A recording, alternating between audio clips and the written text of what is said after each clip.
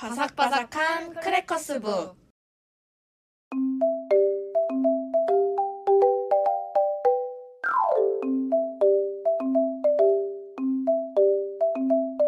안녕하세요. 작가님, 오늘 그거 아세요? 추석입니다. 저희는 원래 이제 대가족이 막 모여서 이제 시끄럽게 지내는 편이었는데 코로나 이후부터는 음식 가짓수를 좀 줄이자라는 추세여서 어머니가 좀 편해 보이시는 모습이 좀 보기 좋달까? 네요. 저희가 처음에만 해도 막 추석 특집, 막 송편 만들 때 읽으면 좋을 책, 막 이런 거 하다가 맞아요. 사실 여러분들도 이해를 해주셔야 돼요. 감안해 주셔야 되는 게 6년 동안 방송을 하면 이제 할 게 없어진답니다. 그쵸? 막 그냥 근황 얘기하고 네네네. 그래 뭐 잘 지냈지?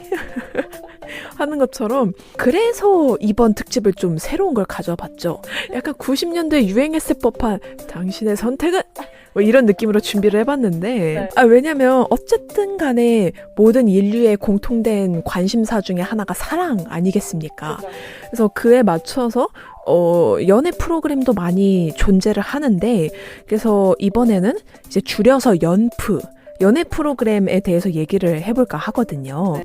저는 아마 나중에 또 설명을 드리긴 하겠지만 굳이 따지자면 전 솔직히 다 본 건 하나도 없는데 네. 하트 시그널 4. 왜냐면 그 인스타그램에 워낙 많이 뜨니까 좀 이제 중간중간으로 보다가 이제 결론이 난 이후에 저는 오히려 몰아보기를 한 편인데 이거 실시간으로 봤으면은 꽤나 흥미롭게 보긴 했겠다라는 생각이 들긴 하더라고요. 그리고 돌싱글즈 또 잠깐 봤었습니다. 네, 그래서 저희가 모두 인상적으로 본 게 비슷하면서 다른 느낌인데 네. 혹시나 한 번도 안 보신 분들을 위해서 제가 좀 인기 많은 프로그램들만 정리를 해보자면 일단 방금 말씀드린 환승연애 제목에서 좀 유추가 가능하죠. 다양한 이유로 이별한 커플들이 한 집에 모여서 새로운 인연을 찾을 수도 있고 혹은 전 인연과 이어질 수도 있는 내용이거든요. 네. 근데 특히나 이제 시즌2가 인기가 유독 많았습니다.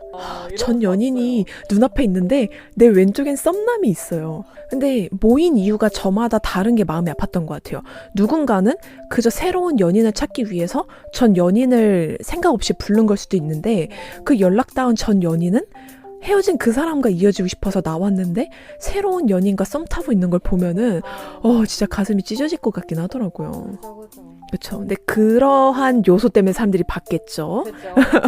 그리고 또 특이한 점 중에 하나가 러브 캐쳐라는 게 있습니다. 네. 이거는 러브 혹은 머니 라는 건데요. 그래서 끝없는 의심 속에서 내가 사랑을 선택할 건지 혹은 돈을 선택할 건지를 선택이 주어진 사람들이 있어요. 정말 커플이 된 러브캐쳐들은 진정한 사랑과 함께 커플링을 획득을 할 수 있고요. 와우. 머니캐쳐와 커플이 된 사람은 사랑을 이루지 못하고 머니캐쳐만 상금 5천만 원을 가져갑니다. 그래서 그냥 러브캐쳐인 사람들은 러브로 직진을 하면 되는 거고 머니캐쳐인 사람들은 돈을 선택하거나 혹은 내가 이 사람을 5천만 원보다 사랑한다 하면은 머니캐쳐로 바꿀 수가 있어요. 그쵸. 그래서 이것도 꽤나 얘기가 많았던 걸로 알고 있고요. 네. 또 인기가 많았던 게 솔로 지옥. 무인도에 남녀 9명이 갇히고 누군가와 커플이 돼야지만 그 무인도를 탈출할 수 있는 컨셉이더라고요. 맞아요. 그래서 커플이 되면 천국도에서 데이트를 즐길 수 있고 커플이 되지 못한 사람들은 이제 지옥도에 남아서 자급자족을 하는 내용입니다. 그래서 시즌2에 나왔던 덱스님이 인기를 무척 끄셨다고 하더라고요. 그래서 그분이 연인과 이어지진 못했지만 인기를 얻었다라는 댓글을 봤던 것 같습니다. 그리고 또 저희가 방금 언급한 나는 솔로. 네. 여기가 정말 아예 프로그램이 제가 알기로 짝이 바뀌어서 이거가 된 걸로 알고 있거든요. 결혼을 간절히 원하는 솔로 남녀들이 모여서 사랑을 찾기 위해 고군분투하는 극사실주의 데이팅 프로그램이라고 써 있는데 소개글도 조금 다르지 않나요? 간절히 원하고 고군분투하는. 네, 왜냐면 이게 워낙 사실적이고 본인에 대해서 모든 걸 서스럼 없이 드러내다 보니까 오히려 데이팅 매칭은 훨씬 더 높지 않나 싶네요. 그리고 찾아보니까 레전드 기수로는 6기, 10기, 16기가 있다고 합니다. 그리고 또 마지막으로 하트 시그널. 제가 최근에 봤던 작품이 있는데 시그널 하우스에서 펼쳐지는 청춘 남녀들의 연애를 관찰하고 분석하며 최종 커플을 추리하는 프로그램이라고 해요. 그러니까 실제 그 사람들이 하는 프로그램들을 보고 패널들이 추측을 해요. 커플을. 그래서 커플을 맞추면 패널들이 돈을 가져가는. 근데 또 댓글로 달린 게 이번 시즌을 보면서 패널들은 돈이라도 가져갔지? 나는 얻은 것이 무엇인가? 라는 후기가 좀 많더라고요. 그래서 이러한 연애 프로그램 덕분에 생긴 단어가 매기남, 매기녀 라는 단어가 있는데요. 저는 뭔가 했어요. 근데 이게 알고 보니까 옛날에 어부들이 청어들이 좀 빨리 죽잖아요.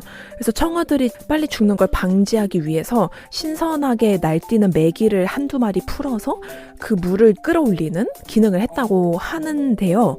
그거에서 비롯된 단어라고 하네요. 그래서 매기남 매기녀를 좀 중간에 투입해서 다른 경쟁자들의 경쟁력을 끌어올리는 의미라고 합니다. 네, 그래서 프로그램이 조금 얼추 커플 매칭이 이루어질 때쯤에 매기남 매기녀들이 투입이 돼서 긴장감을 높이는 그러한 요소가 있다고 하더라고요. 네, 무튼 그래서 저희는 이러한 생각을 갖고 있고요. 네. 여러분들의 생각 또한 이제 댓글로 남겨주시면 감사할 것 같고, 네. 그럼 저희는 이제 책 추천 시작해 볼까요? 네, 저는 나는 오래된 거리처럼 너를 사랑하고 라는 진은영 작가님의 시집을 가져왔습니다. 이 책을 읽게 된 이유가 SNS에서 어떤 한 구절이 캡처된 걸 봤는데 시인의 말부터 너무 좋다라는 내용이었어요. 네. 그래서 읽어보자면 불행이 건드리고 간 사람들 늘 혼자지. 헤르베르트의 시구를 자주 떠올렸다. 한 사람을 조금 덜 외롭게 해보려고 애쓰던 시간들이 흘러갔다. 라는 시구가 너무 좋더라고요. 네. 그러니까 사랑의 과정이라는 게 결국 내가 만나고 있는 그 누군가를 좀 덜 외롭게 해보려고 노력했던 시간이 아닌가라는 생각이 들어가지고 이 책이 좀 유독 읽고 싶다. 라는 생각이 들어서 바로 구매를 했었거든요. 네. 책을 읽다가 제가 지금 쓰고 있는 작품이 아무래도 사랑에 대한 얘기다 보니까 영감이 막 마구마구 떠오르는 거예요. 그래서 이 면지에다가 와. 메모를 좀 했습니다. 네, 그래서 그만큼 시는 좀 난해하다라는 그 스테레오 타입이 어쨌든 간에 조금은 존재를 하잖아요. 하지만 이 시집은 뭔가 이해가 되면서 알쏭달쏭한 수준? 그래서 너무 되게 좋았거든요, 읽으면서. 그래서 정말 사랑에 대한 감정이나 느낌을 이렇게 느끼고 이렇게 표현할 수 있구나라는 거를 많이 느낄 수 있어서 무척 좋았고요. 되게 좋았던 것 중에 하나는 75페이지에 봄, 여름, 가을, 겨울이라는 게 있어요. 네. 읽어보자면 작은 엽서처럼 내게로 갔다. 봉투도 비밀도 없이 전적으로 열린 채 오후의 장미처럼 벌어져 여름비가 내렸다. 나는 내 밑에 있다. 내가 쏟은 커피에 젖은 냅킨처럼 만 개의 파란 전구가 마음에 켜진 듯 가을이 왔다. 내 영혼은 잠옷 차림을 하고서 돌아다닌다.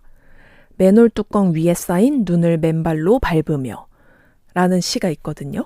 근데 이게 나는 너한테 엽서처럼 같다는 게 봉투도 비밀도 없이 정말 나는 나를 감싸는 무엇도 가리지 않은 채 너한테 온전히 다 줬다? 라는 걸 이 한 줄로 표현한 게 처음에 되게 임팩트가 컸거든요. 나는 허물없이 너한테 갔어 라고 할 수 있는 거를 작은 엽서처럼 봉투나 비밀도 없이 갔다라고 해서 명시다. 심지어 전적으로 열린 채 갔다는 거나 또 이제 만 개의 파란 전구가 마음에 켜진 듯 가을이 왔다라는 표현도 그러니까 명확히 무슨 뜻인지 알 순 없지만 어떤 느낌인지는 알겠는 거 그게 되게 좋았고 그러니까 또 내 영혼이 잠옷 차림을 하고서 돌아다니다 결국 겨울을 맞이한 거 그게 참 사무치게 아프고 시린 느낌이라 또 되게 좋았던 것 같아요. 사랑을 사계절에 이렇게 표현할 수 있구나. 이것도 되게 좋았던 것 같고요. 마지막으로 또 하나 좋았던 걸 들려드리자면 맨 앞에 나온 시예요. 아마 이 시집 전체를 묶은 나는 오래된 거리처럼 너를 사랑하고가 아마 이거에서 나온 것 같은데 청혼이란 제목이고요. 나는 오래된 거리처럼 너를 사랑하고 별들은 벌들처럼 웅성거리고 여름에는 작은 은색 드럼을 치는 것처럼 내 손바닥을 두드리는 비를 줄게. 과거에게 그랬듯 미래에게도 아첨하지 않을게. 어린 시절 순결한 비누 거품 속에서 우리가 했던 맹세들을 찾아 너의 팔에 모두 적어줄게. 내가 나를 찾는 순례였던 시간을 모두 돌려줄게. 나는 오래된 거리처럼 너를 사랑하고 벌들은 귀 속의 별들처럼 웅성거리고 나는 인류가 아닌 단 한 여자를 위해 쓴 잔을 죄다 마시겠지. 슬픔이 나의 물컵에 담겨있다 투명 유리 조각처럼. 너무 좋지 않나요? 별들이 벌들처럼 웅성거리는 거나 혹은 내가 나를 찾던 순례였던 시간을 너한테 주겠다? 그러니까 뭔가 내가 나를 찾아 헤매던 내 모든 유년 시절을 너한테 줄게. 막 이러한 진짜 청혼하는 듯한 느낌이어서 되게 좋았습니다.